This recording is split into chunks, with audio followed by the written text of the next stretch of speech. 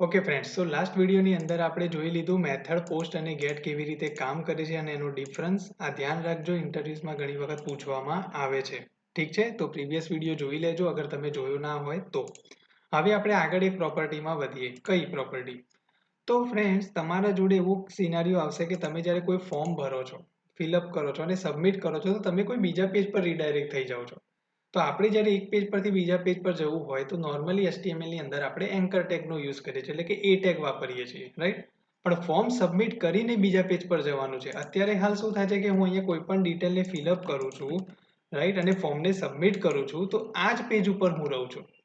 But મારે શું કરવાનું છે કે બીજા પેજ પર રીડાયરેક્ટ થવું છે. ફોર્મ સબમિટ થઈ જાય પછી મારે કોઈ બીજા પેજ પર જતું રહેવું છે. જેમ કે મારી જોડે અત્યારે હાલ lesson4.html નું પેજ છે, આપણે ટેબલ પેજ બનાવ્યું હતું, રાઈટ? એના પર જવું છે. તો તમારી જોડે અહીંયા ફોર્મ ટેગની અંદર આપણે એક પ્રોપર્ટી જોઈ મેથડ, બીજી પ્રોપર્ટી આવે છે જેનું નામ છે એક્શન. હવે આ એક્શન પ્રોપર્ટીમાં શું લખવાનું? તમારે જે પેજમાં રીડાયરેક્ટ થવું છે એ ફાઇલનું નામ, એટલે યુઝર માટે પેજ છે, આપણે ડેવલપર છીએ, આપણા માટે એ ફાઇલ છે.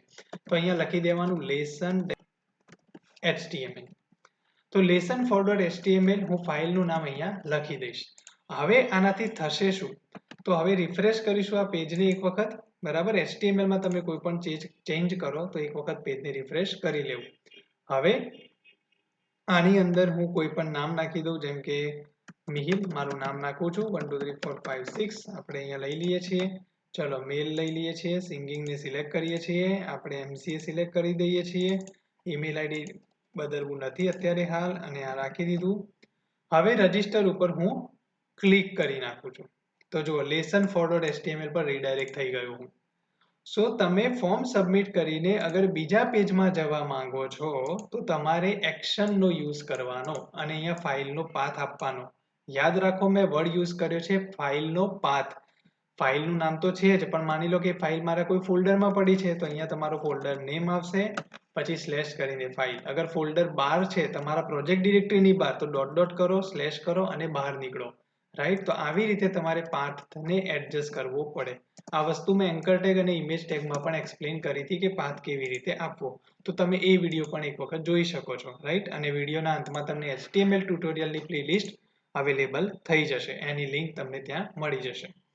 ઓલરાઈટ, પછી મારે બીજું એ કહેવાનું હતું ફ્રેન્ડ્સ, ખાસ કરીને જે આ વિડીયોમાં હું કહી દઉં છું કે રીડ ઓનલી અને ડિસેબલ પ્રોપર્ટી મેં તમને શીખવાડી હતી પ્રીવિયસ વિડીયોની અંદર. જેમ કે નેમ જે છે મારું રીડ ઓનલી છે અને એની અંદર હું એક બાય ડિફોલ્ટ વેલ્યુ આપી દઉં છું, જેનું નામ આપી દઉં છું મિહિલ, રાઈટ? આ મેં મિહિલ આપી દીધું.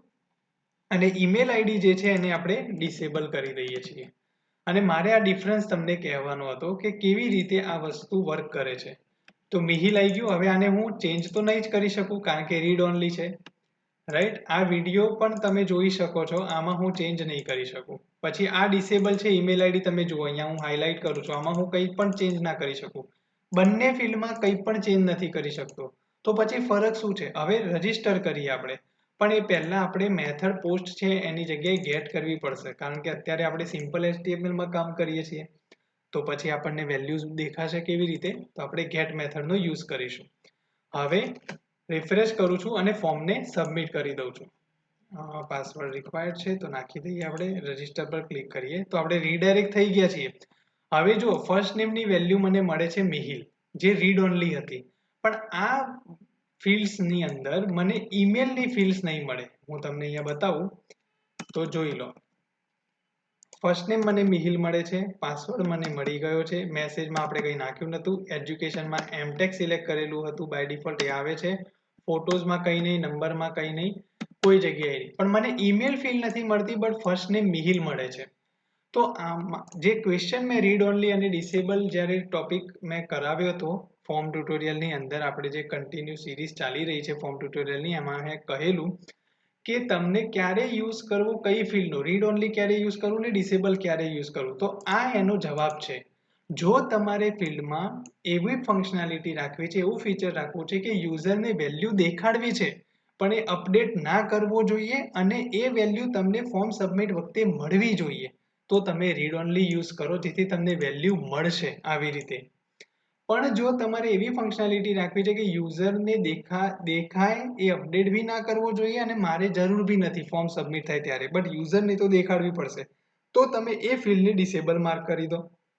કારણ કે જો ઈમેલ આઈડીની જે આપણી ફિલ્ડ છે એ ડિસેબલ છે, અને ડિસેબલ છે એટલા માટે અહીંયા ક્યાંય નથી આવતું. ફોર્મ એને ઇગ્નોર કરશે. સબમિશનની પ્રોસેસ વખતે ફોર્મ ડિસેબલ ફિલ્ડને ઇગ્નોર કરે છે, ખાલી રીડ ઓનલીને જ એલાઉ કરે છે કે સબમિટ થાય એની વેલ્યુ. ઓકે, સો આ ડિફરન્સ યાદ રાખજો કે જો તમારે ફોર્મ સબમિશન વખતે એવી ફિલ્ડ જે રીડ ઓનલી છે અને એની વેલ્યુ જોઈએ છે તો તમને એ વેલ્યુ મળશે, તો એને રીડ ઓનલી જ રાખજો અને એને સેટ કરી દેવાની.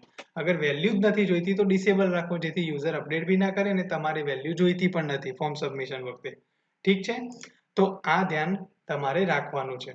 હવે ત્રીજી પ્રોપર્ટી આવે છે અહીંયા. તો હવે ત્રીજી કઈ? તો આપણે આટલું ફોર્મ આખું ભણ્યા એમાં મેં એક ફિલ્ડને અત્યારે હાલ સુધી ઇગ્નોર કરી. એ કઈ છે? તો ફાઇલ અપલોડિંગ વાળી, જેમાં મેં કંઈ હજી સુધી કીધું જ નથી.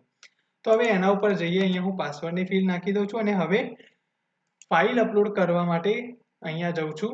ડેસ્કટોપ પર જઈને આપણે PHP વાળો જે લોગો છે મારો એને હું અપલોડ કરું છું અને રજિસ્ટર પર ક્લિક કરી દઉં છું. જો શું થઈ રહ્યું છે અહીંયા એ જોઈએ આપણે.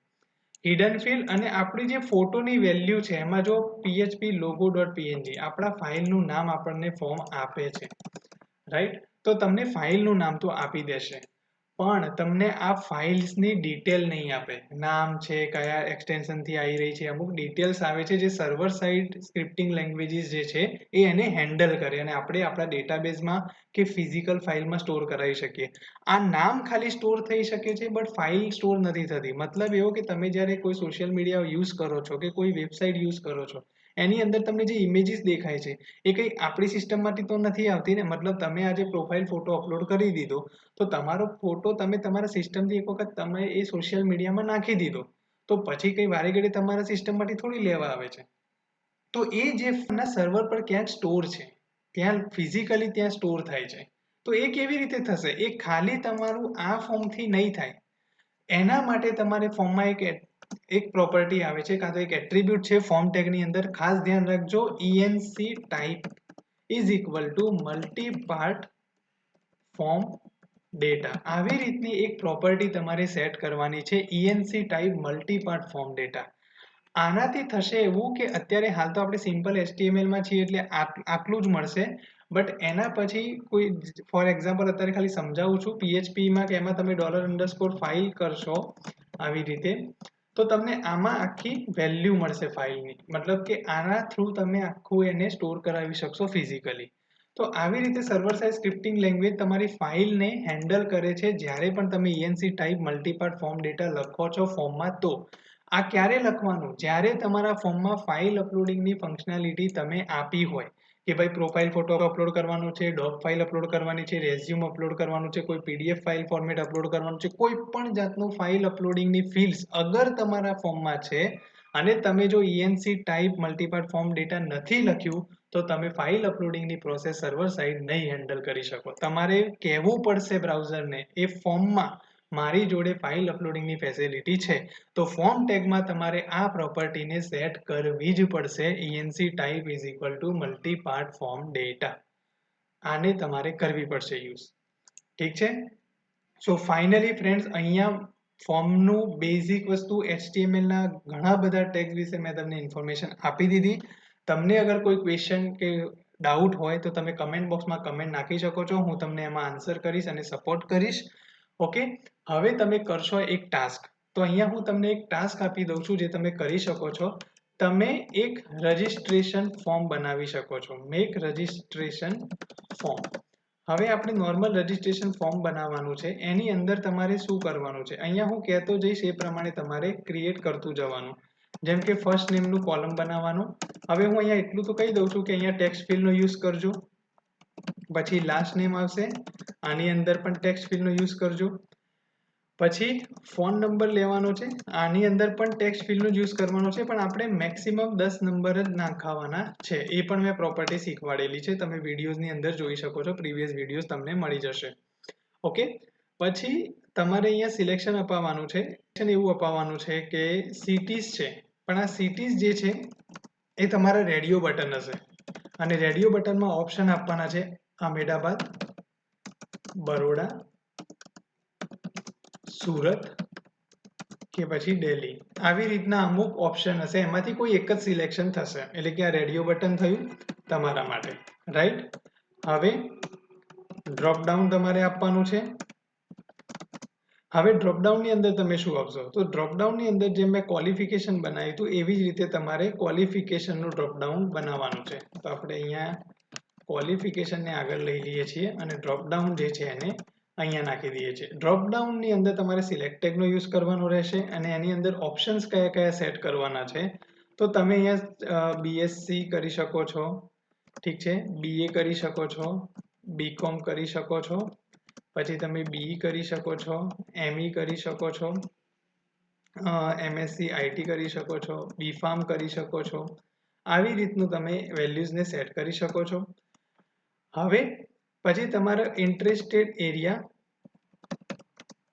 ઠીક છે, અહીંયા ઇન્ટરેસ્ટેડ એરિયા તમે એવું રાખી શકો છો કે ભાઈ મારે જોબ માટે એપ્લિકેશન કરવી છે, પછી કોઈ સ્મોલ બિઝનેસ માટે તમે કંઈ ટ્રાય કરી રહ્યા હો એવી રીતનું કંઈ કરવું છે, ઠીક છે, કોઈ ગવર્મેન્ટ એક્ઝામ માટેની પ્રિપેરેશન કરવી હોય તો એવી રીતે ઇન્ટરેસ્ટેડ એરિયા તમારે મલ્ટિપલ્સ ચોઇસ હોઈ શકે. તો આમાં ચેકબોક્સનો યુઝ થશે તમારે, ઠીક છે, આમાં ચેકબોક્સ વાપરવાનું છે તમારે. ઓલરાઈટ. સો આ રીતના તમારા અમુક ઓપ્શન તમારે આપવાના છે, ઠીક છે. આ 3 ઓપ્શન હશે, એમાંથી તમે મલ્ટિપલ ચોઇસ કરી શકો છો, રાઈટ.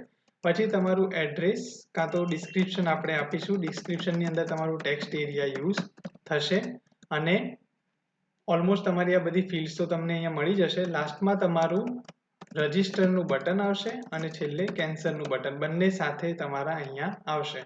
હવે આ ડેટા તમને કેવી રીતે મળશે? તો ફોર્મની અંદર જે મેં મેથડ યુઝ કરાવી હતી પોસ્ટ ગેટ, એનો ડિફરન્સ તમારે જાતે ચેક કરવાનો પોસ્ટ ગેટ, અને એ પ્રમાણે તમારે આ વેલ્યુઝ લઈને વેરીફાઈ કરી લેવાનું કે તમે જે ફોર્મ બનાવ્યું એમાં જે વેલ્યુ જે ફિલ્ડ્સમાં નાખો છો એ મળે છે કે નહીં.